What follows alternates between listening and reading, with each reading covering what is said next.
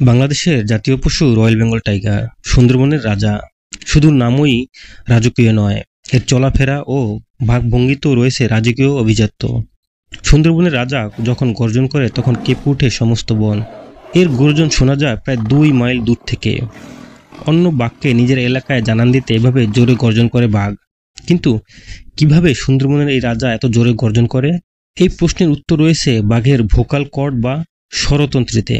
এরা নিজেদের গলার একটি পেশি ব্যবহার করে ভোকাল কর্ডগুলোকে বিশেষ উপায়ে প্রসারিত করতে পারে, যা এদের কণ্ঠস্বরের আয়তন বাড়িয়ে দেয় অনেক গুণ।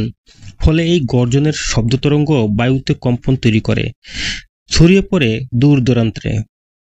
সুন্দরবনের রয়্যাল বেঙ্গল টাইগার পৃথিবীর দ্বিতীয় বৃহত্তম বাঘের উপপ্রজাতি। এদের ওজন 306 থেকে 700 পাউন্ড পর্যন্ত হতে পারে। রয়্যাল বেঙ্গল টাইগারের বৈজ্ঞানিক নাম প্যান্থেরা টাইগ্রিস।